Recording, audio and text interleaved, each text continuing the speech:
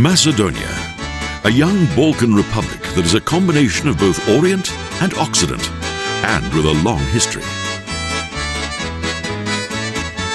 With ancient excavation sites, Byzantine churches, primeval nature, and beaches that are perfect for bathing. A small state that has inherited three unique cultures.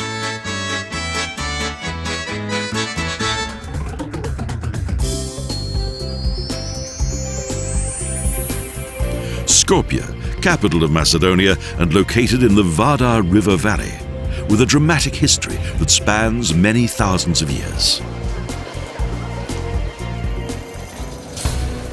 It forms the junction of two trading routes in Southeast Europe that unite both Western and Eastern civilization.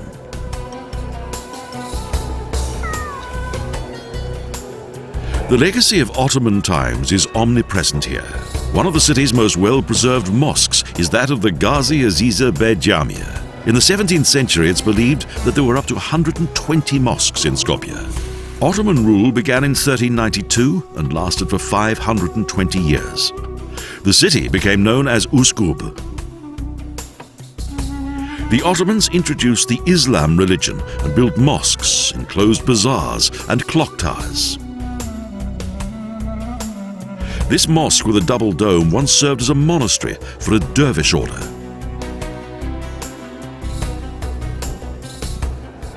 The old bazaar is an important meeting place. A number of the market streets are roofed.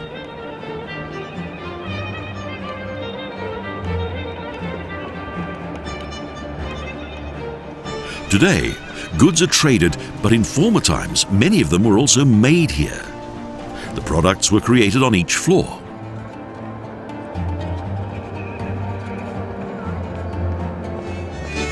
Fresh fruit and vegetables are in much demand, and the merchants proudly present their goods according to Ottoman tradition. A feast for the eye.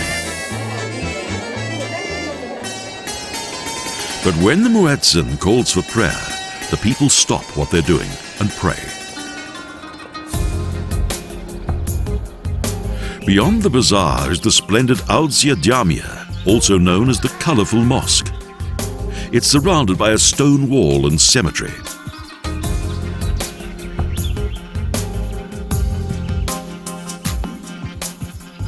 Within one of the tombs lies the remains of city treasurer Ishak Beg.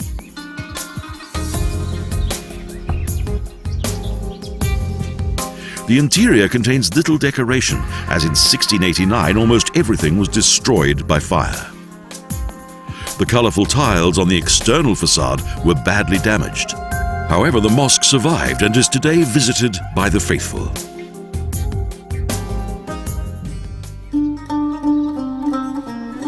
Caravanserais, baths and mosques were very important in Ottoman times and were always to be found together. Both travellers and traders required accommodation as well as storage rooms, baths and places of prayer.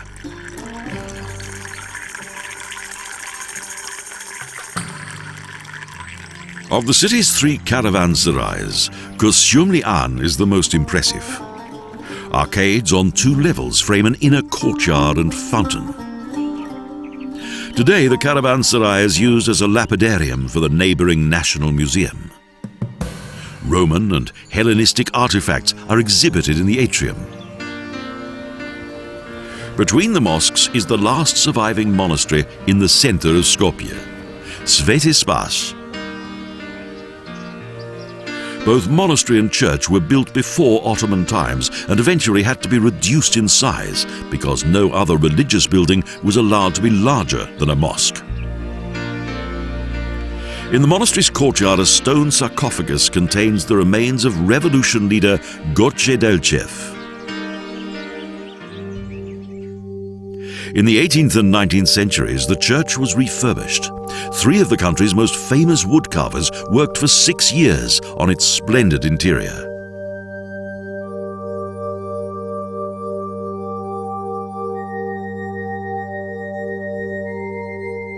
The work on the 10-meter wide and 6-meter high icon is thought to have been one of the greatest achievements of that time.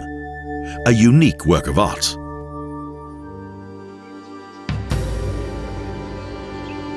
In an adjoining museum, images on the theme of freedom fighting are exhibited. Opposite the old Lower Town is the new Upper Town, the modern district of the Macedonian metropolis.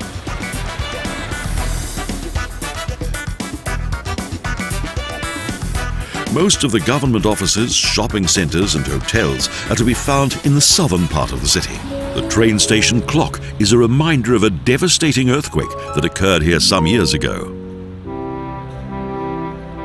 A simple monument to Mother Teresa stands in front of her house that, although modern, is also very much in Macedonian style. The world-famous Catholic nun was born in Skopje in 1910. Her whole life was dedicated to the poorest of the poor.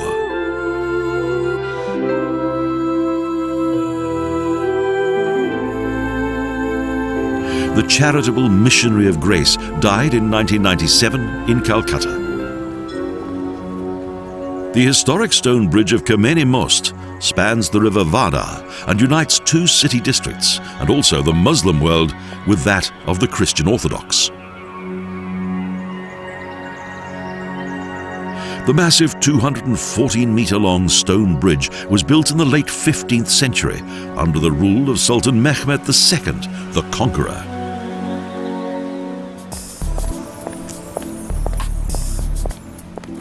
Next to the stone bridge lies the pride of Skopje, the Stone Bridge Hotel, featuring unique architecture and abundant luxury. Here, the past meets with the present. There's also a square and modern shopping streets.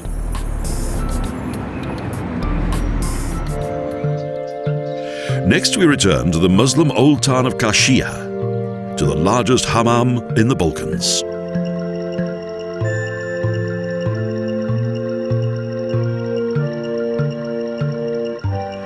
The Dalpashin hammam was built in the 15th century. It's a typical bathhouse that dates back to the time of Turkish rule.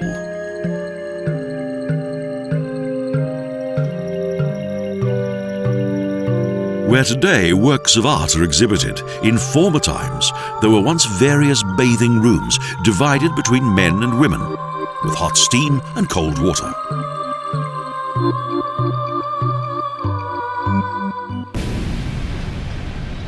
Kale, an Ottoman fortress, dominates Skopje and the Vardar Valley. Prehistoric settlements that date back to 3500 BC were discovered on this hill.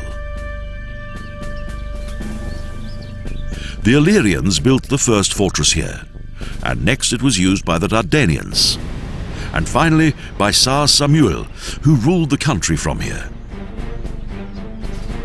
Earthquakes frequently destroyed the city's fortress. In 518 AD the first time, and in 1963 the complex that had been rebuilt under Justinian rule. But with international aid, the city was eventually rebuilt.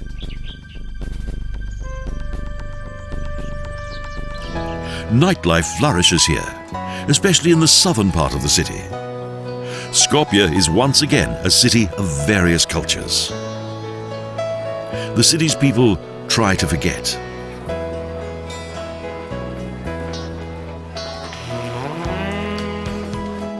They take pride in the many monuments that feature the famous people who have conquered, defended, and rebuilt their city.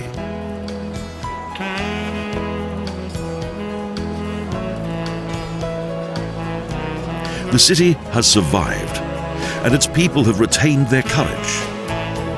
Skopje has become a symbol of fraternity and solidarity, a prospering city at the southeastern end of the world.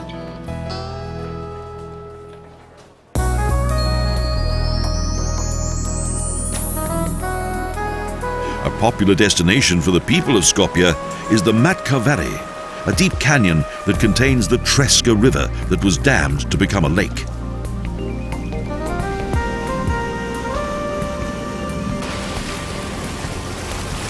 Once hardly anyone visited this wild landscape because there was little to do.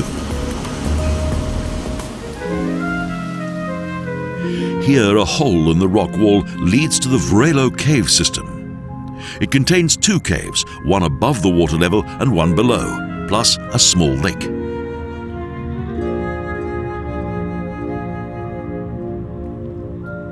Exploration of the cave system is still underway, but it's estimated that it's more than 500 meters deep. By boat, we travel back to visit the canyon's monasteries.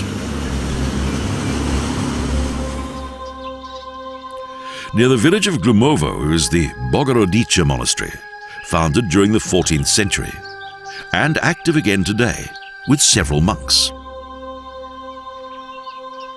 The medieval frescoes on the walls and ceilings are well preserved after 500 years. This is due to the special painting methods of that time.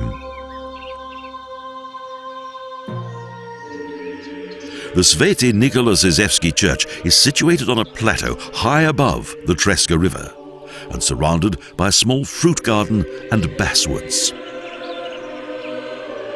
The old church was once part of a monastery of the same name. No details exist of its origin, but it was first recorded in the 17th century. The small rock plateau of Sveti Andreea near Matka was originally situated about 20 meters above the river.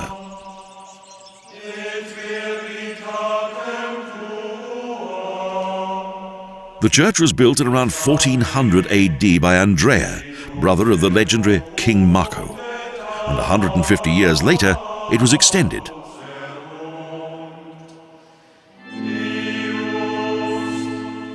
Its frescoes date back to the 15th century.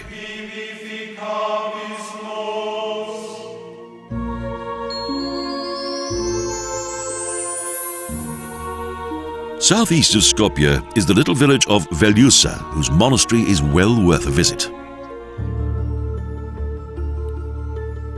The monastery's Sveta Bogorodica Milistova Church is dedicated to the merciful Mother of God. Its interior is a splendid work of sacred art. In 1080, a monk, Episcope Manuel, began its construction. For some years, the church was independent. Here, the frescoes are of two different periods and of remarkable quality.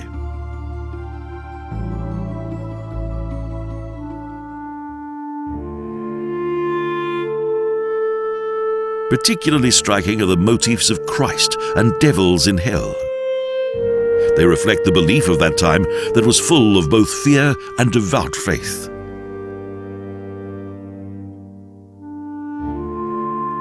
Illustrated language was the most important method by which to communicate knowledge to the simple people of that time.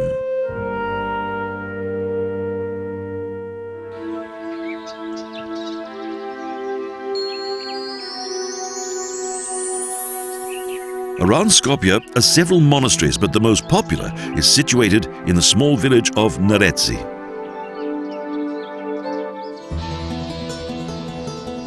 The Sveti Panteleimon Monastery is famous for its frescoes that date back to the 12th century and adorn the church. They're in the style of the late Italian Renaissance.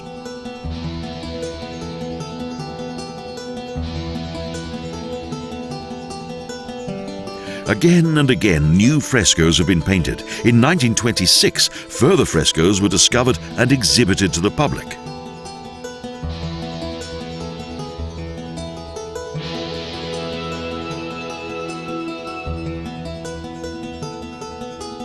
The monastery church is only used for special occasions such as festivals and weddings. The monastery buildings have been transformed into an hotel. Here, cultural treasures have been saved for modern times.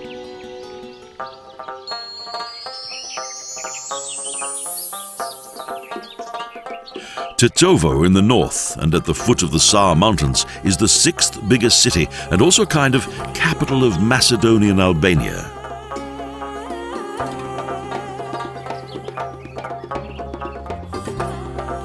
The so-called Colourful Mosque, or Pasha Mosque, was rebuilt in 1833 by Abdurrahman Pasha and Recep Pasha.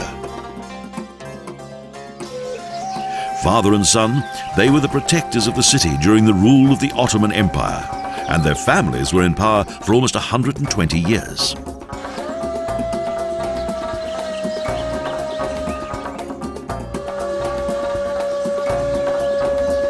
The Colourful Mosque is a square building 10 meters long with fine decorations of Baroque and neoclassical Ottoman design.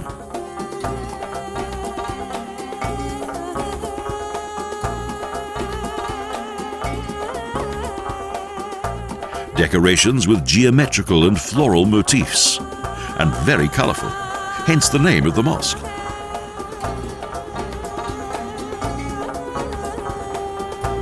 When in 1495 the mosque was erected at the beginning of Ottoman Turkish rule, many Orthodox Christians inhabited the city.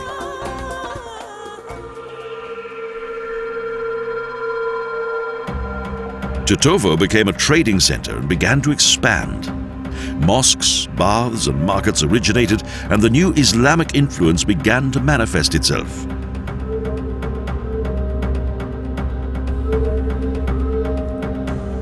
The splendor of the mosque with its wall and ceiling paintings was an amazing sight, and several balconies also adorned its interior.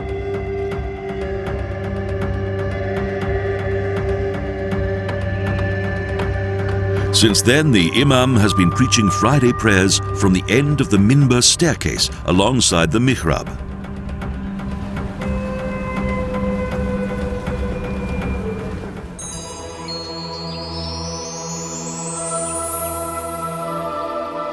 Sveti Joachim Osogowski, close to the city of Kriva Palanka in the extreme northeast of the country, is the most popular monastery in Macedonia.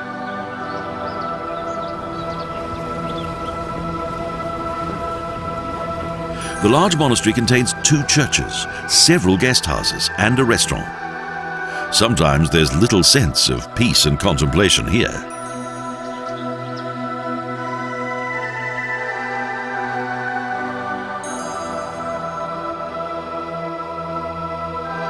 Joachim Osogowski was one of the men who in the 10th and 11th centuries withdrew into various caves in order to contemplate.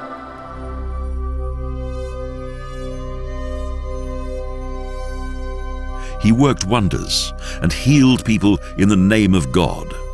He was thus very popular with the local people.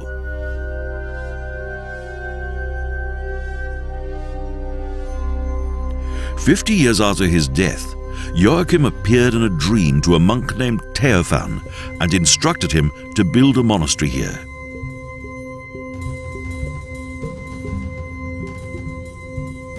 Since then, this holy place has been worshipped in by both Muslims and Christians alike.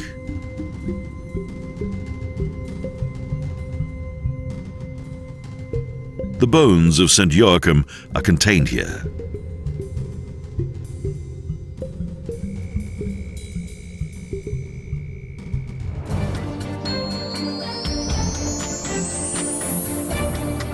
Stip has always been the most central and important city of East Macedonia.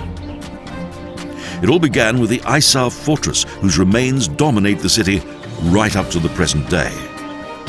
The Romans settled here and built 2 walls up to 19 meters high and named their new town Astibo, Town of Stars.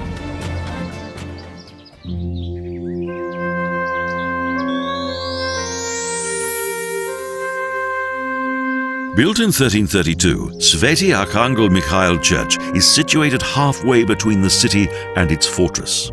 It's been completely renovated.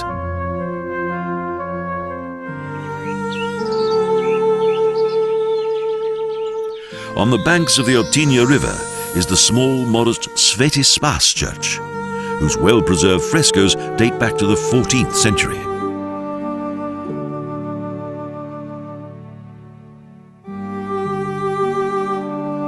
The semi-darkness of the western vaults contains the remains of many original works of art, images of saints and Bible scenes.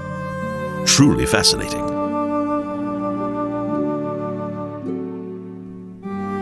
The majority of the wall paintings date back to the 16th century. Sacred medieval art that has withstood the centuries.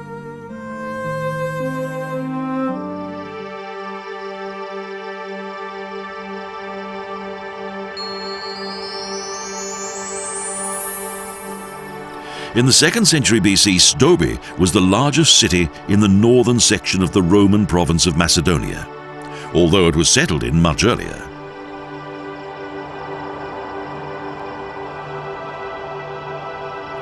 Philip V recognized its strategically favorable location a century prior to the arrival of the Romans.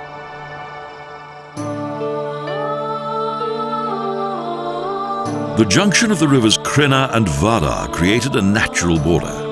When the Romans arrived, the settlement grew into a large city.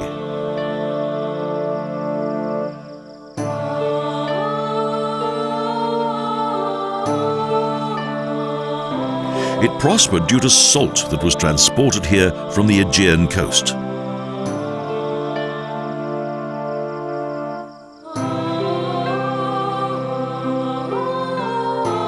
Skopje even had its own coinage, the Municipium Stobensum.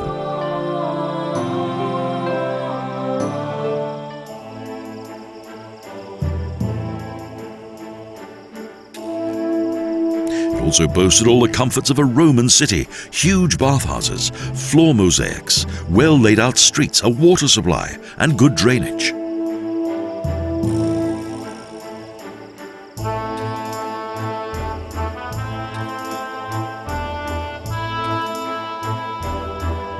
With the arrival of Christianity, the city became a bishop's seat. There followed several invasions by the Goths. But the end of the city's high season came with the earthquake of 518 AD.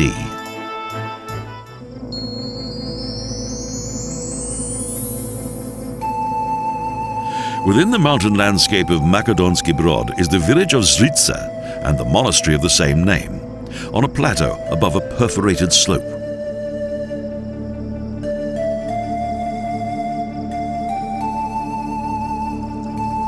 Complex with more than 30 buildings, water tanks, and ancient monks' caves, where once peace with God was both sought and found.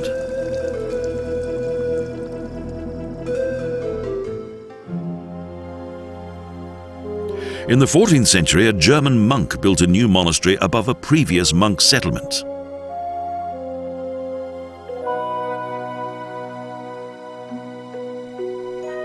The frescoes in the interior of the main church were created by artists Dragoslav and Dobroslav.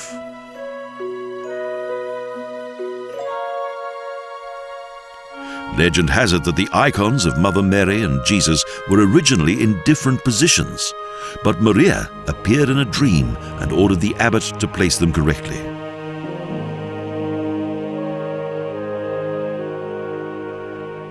Over the centuries, new churches were built and frescoes created. Despite hostilities, pillaging and general destruction, the Zrica monastery managed to survive.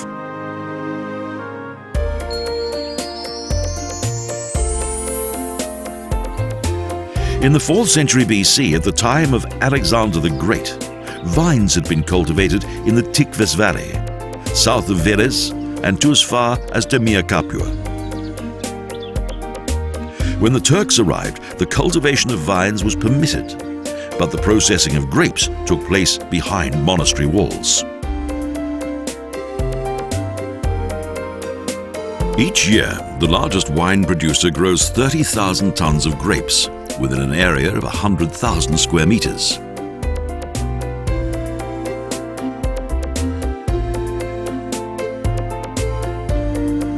Several hundred workers produce 25 different varieties of wine that are exported worldwide.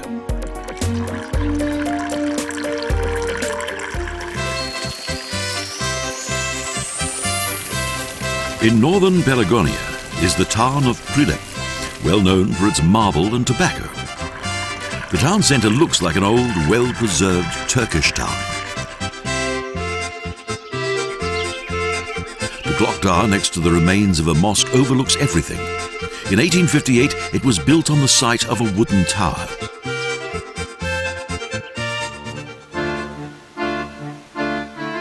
Since time immemorial, marble has been mined in the surrounding picturesque mountains.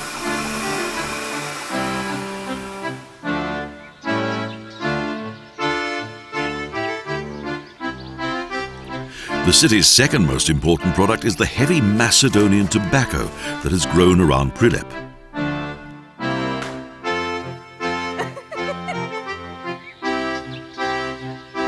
The harvested tobacco leaves are dried out in long garlands and then pressed and packed for delivery.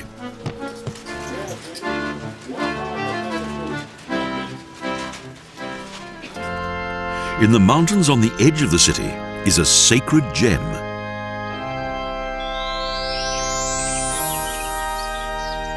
The Vardar Monastery of the Archangel Michael is located amid rocky terrain, beneath the fortress ruins of legendary King Marco.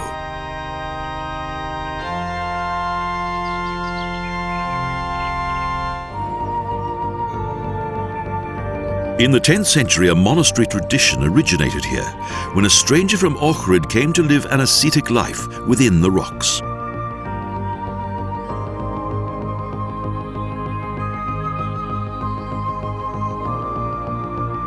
Between the 11th and 13th centuries, the main church was rebuilt, as proven by its old frescoes. It had been destroyed but was rebuilt shortly after.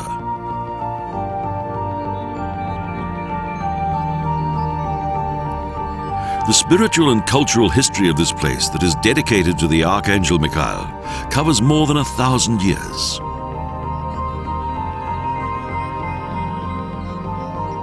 He was God's commander, the fierce hero of heaven and guardian against Satan.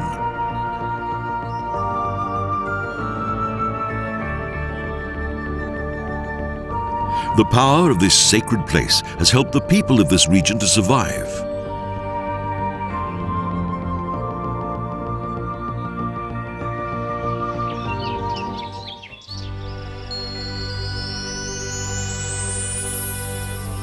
From each of the monasteries in the surroundings of Prilep, Treskivek is one of the most mysterious. It lies on a tiny plateau surrounded by huge rocks.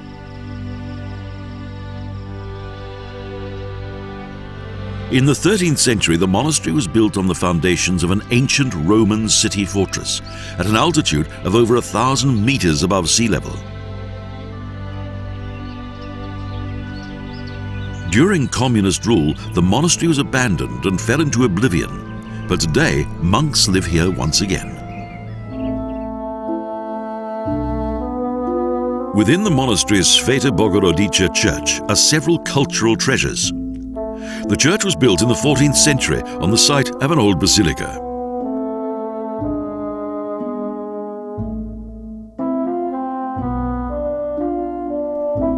Many of its frescoes date back to the 16th century. The typical greenish hue of the faces indicates Macedonian artists rather than Greek.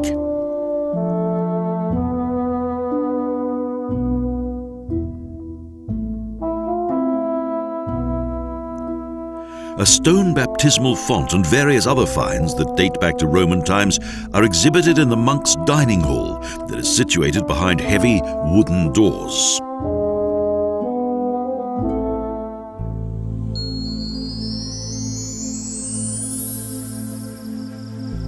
Southwest of Prilep is the ancient city of Stibera that is also known as Macedonian Pompeii. It's in a good location on an important road.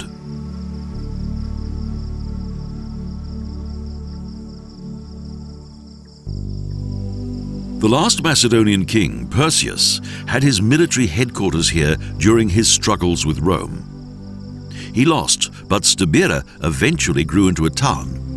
It's believed the hostilities with the Goths brought about its end.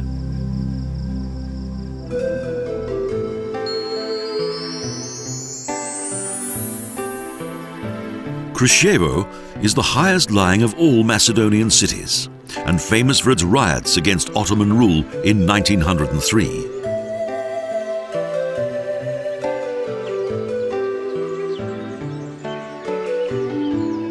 Nowhere else are there so many museums and monuments that are so clearly Macedonian.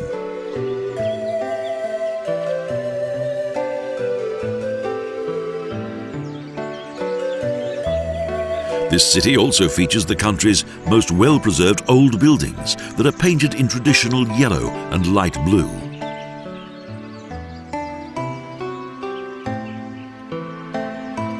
The famous Kruševo villas resemble the buildings in Ohrid. No wonder it's so popular with the tourists.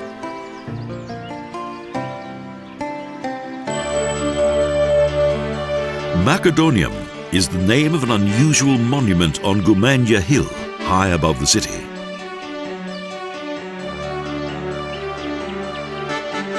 Here, builders Jordan and Iskra Grabul unite Macedonian history with the present day.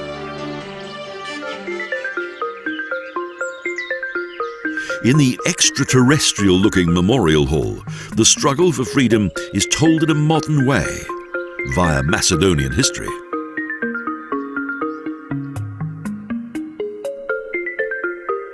The colourful windows are a reminder of traditional Macedonian carpets. And the four open windows of the country's previous division.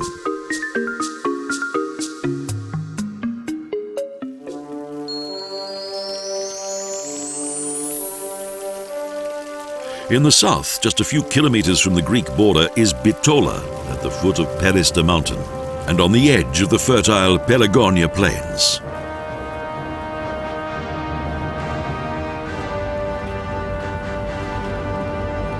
Buildings with Neo-Baroque and Renaissance facades, huge mosques and splendid diplomatic residences indicate the city's importance.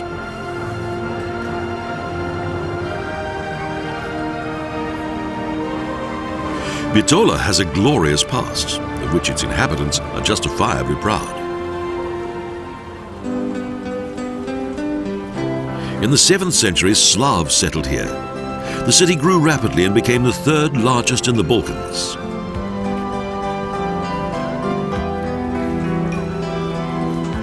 Finally, the Ottomans made it an administrative and cultural center.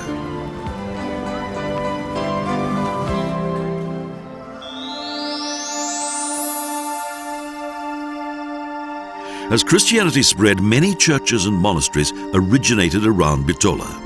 Sveti Demetria is the biggest and most important of the city's churches.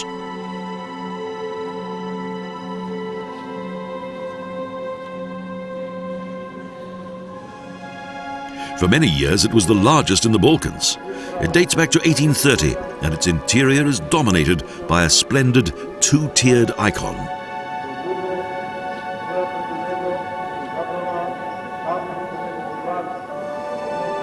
The contrast of the church's modest exterior to its splendid interior could not be greater.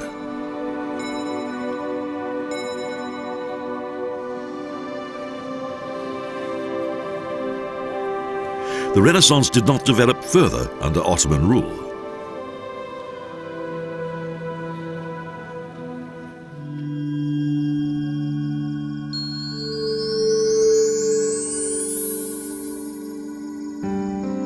Near to Bitola is the ancient city of Heraclea Lyncestis, a typical Roman Byzantine excavation site with a long history.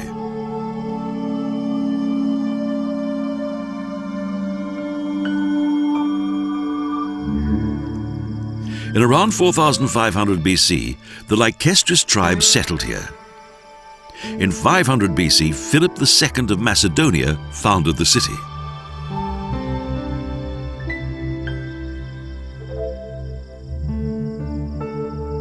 Finally, the Romans created an important center on the Via Egnatia, a splendid city with an amphitheater and many typically Roman buildings. Heraclea had its high season during the 4th and 5th centuries. It became an early Christian bishop's seat and basilicas were built. The wealth of its citizens is indicated by the abundant decoration of the buildings. In the basilicas and bishops' residence, the artistic floor mosaics have been extremely well preserved.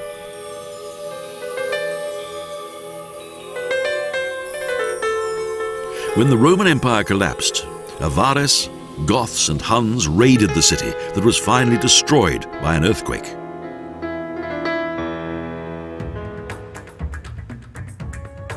Because his mother was Macedonian, a memorial was built here for Mustafa Kemal Atatürk, the founder and first president of the Turkish Republic.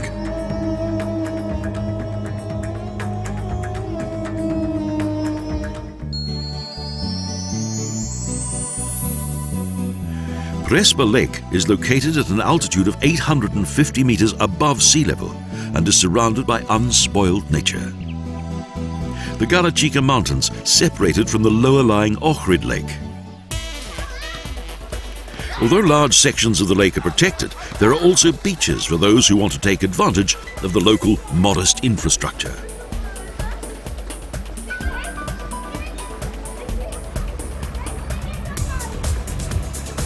However, it probably won't be too long until the usual tourist hustle and bustle finds its way into this place and gets in the way of its natural beauty.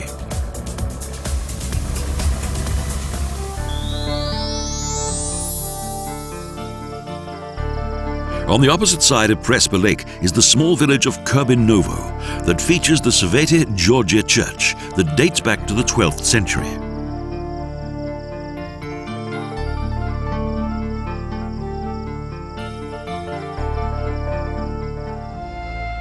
During restoration work in 1958, well-preserved frescoes from the time of the church's origin were discovered beneath numerous wall paintings.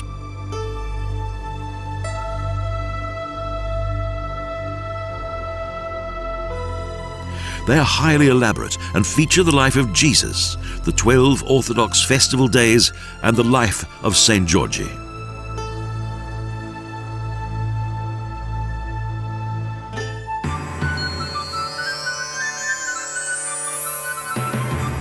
Ohrid and the lake of the same name are situated in the southwest of Macedonia.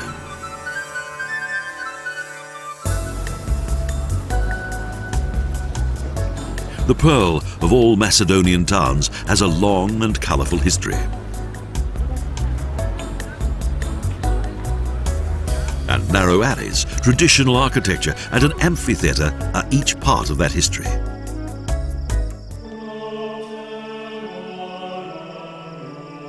In the centre of the old town, Sveta Sofia was the cathedral of the bishop's seat in the 4th century. At that time, Ohrid was located in the Via Egnatia.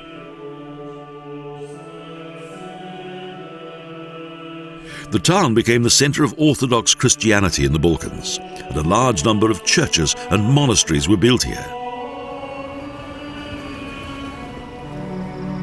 The Sveta Bogorodica Prilep church is situated on a hill in the old town.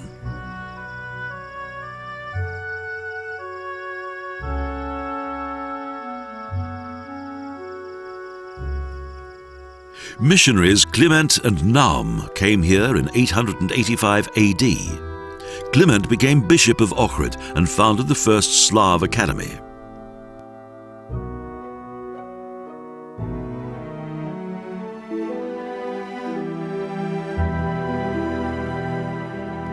His final remains were kept here, surrounded by frescoes that date back to the great age of Byzantine art.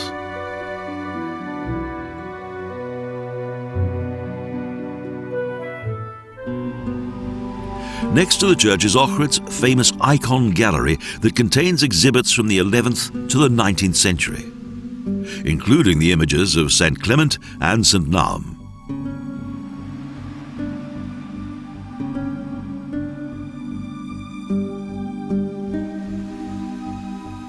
The National Museum was owned by a wealthy family of merchants. The Ohrid building features exhibits from Roman times until the recent past.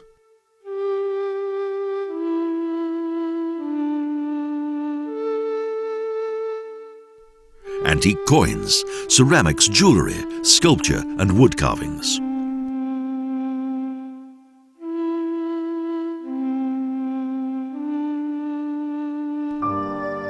At the end of the 10th century, Samuel made himself Tsar and Ohrid became the temporary capital of his newly founded realm, with a fortress and massive city walls.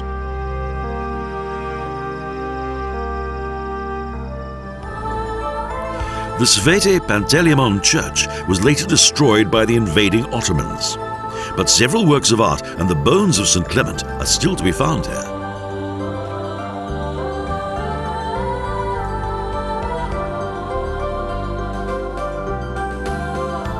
Recently, the basilica was rebuilt and the remains of the original buildings are open to the public. such as the grave of St. Clement, as well as the artistic floor and wall mosaics.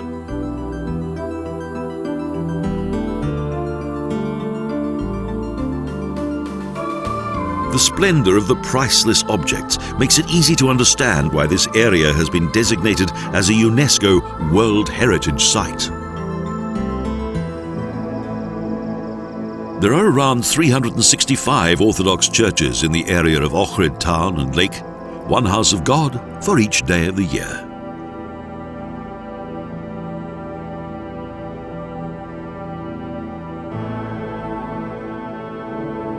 This treasure trove of Byzantine art and architecture is the birthplace of Slav Christianity, as is this small church.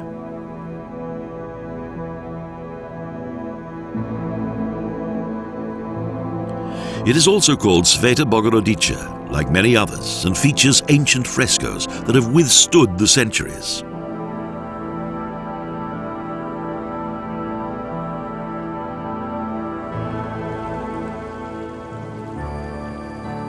Even rock churches, such as that of Sveti Anasia, feature precious frescoes on both walls and ceilings that were created by unknown artists.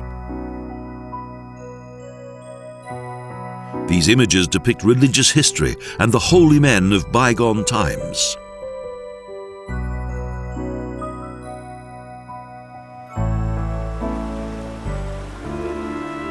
The many different frescoes and icons of the Archangel Michael are among the most valuable treasures of the church of the same name.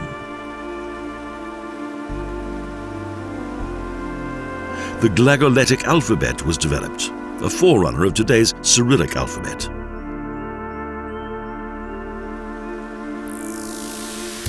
Our journey leads further south. The crystal clear Lake Ohrid is one of the oldest inland lakes on Earth.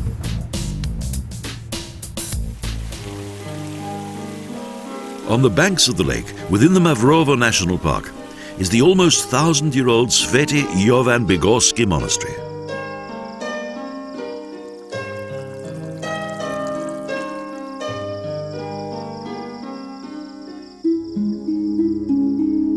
It is a highlight of Macedonian monastic culture, with colourful frescoes whose abundant style features the Byzantine painting tradition of the Middle Ages.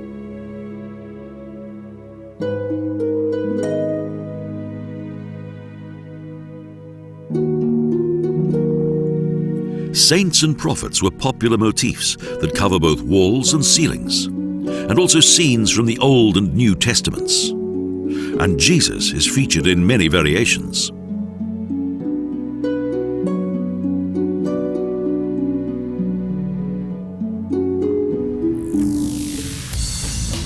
Located in unspoiled landscape, Lake Ohrid is almost 300 meters deep at its deepest point. The spire of Sveti Nikolai emerges as if from out of the water, and above there's a rainbow.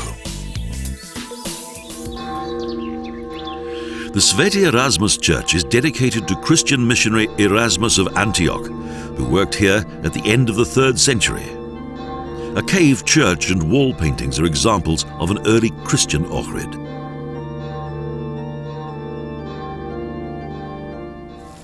The banks of the lake were settled here in ancient times, and the almost untouched surroundings are a wonderful sight despite tourism.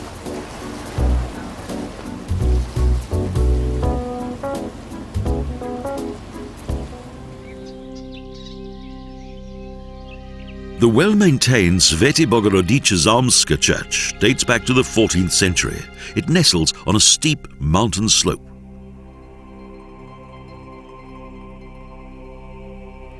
Caesar Gregor had it built for Gregorius von der Vole, one of the most influential men of his time.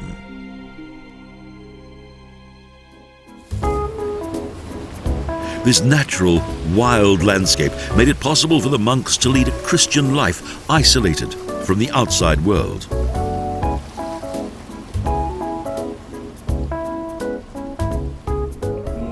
In around 900 AD, a missionary, Naum, had this monastery built at the southern end of the lake. It's named after him. He was also a teacher and healer. He is said to have healed the insane and those who were plagued by demons. The monastery was destroyed by the Ottomans and in the 16th century was rebuilt. About 100 years later, the first richly decorated icon was created, and in around 1800 AD followed the first frescoes. The churches and monasteries of Ohrid look like something straight out of a fairy tale kingdom. Yet they're the original witnesses of Orthodox Christianity in the Balkans.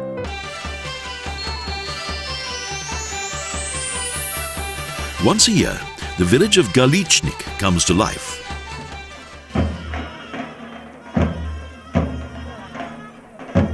Every 12th of July, it shines out in full splendor and attracts thousands of visitors from all over the world.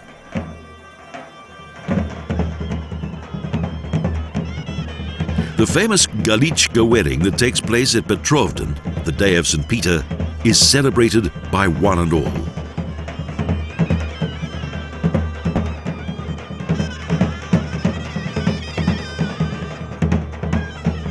The evening before starts with a torchlight procession and lively dance.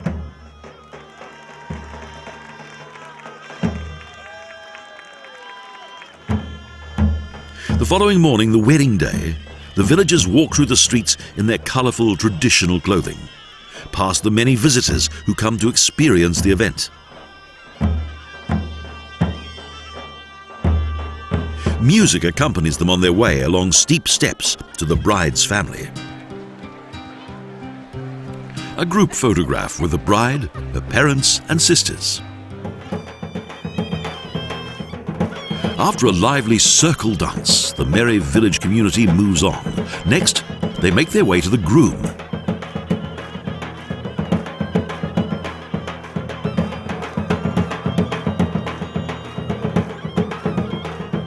An ancient ritual begins.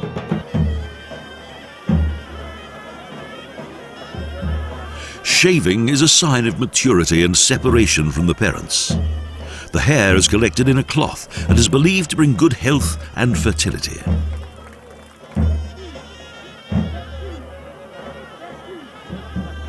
Wearing a hat, the groom is well presented and shows himself to his friends and those who have come to witness the ceremony.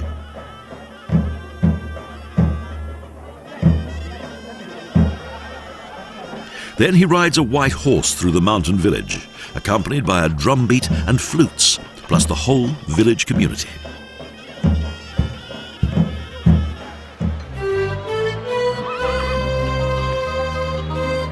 Now more men on horses appear accompanying the bride, who is covered with a veil and riding a white horse. She must not fall off, otherwise it could bring bad luck.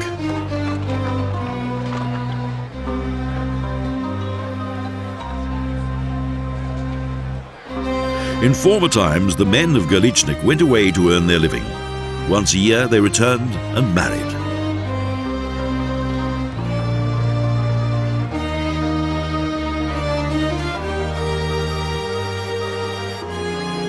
The ceremony has become a popular tourist attraction.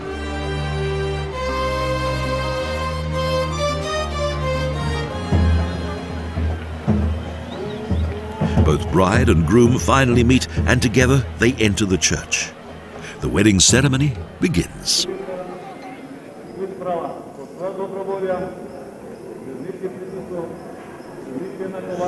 After many prayers, the priest consecrates the rings, and they are placed on the fingers of the happy couple, now husband and wife.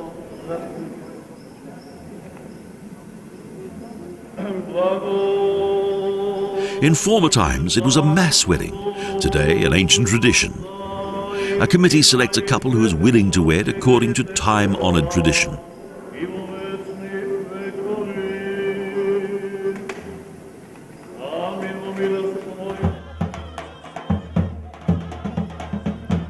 Outside the church, couples in traditional clothing form a circle in the middle of which are frantic drummers. The young wife fills water from a village well into a metal can and wets her husband's hands with fresh water.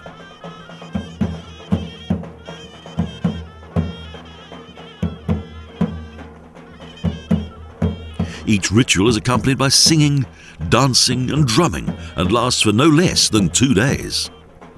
A memorable adventure indeed.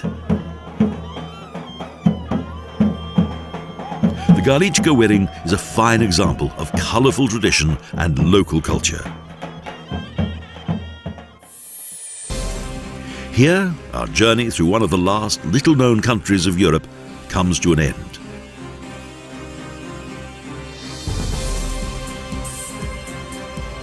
A wild land full of natural splendour,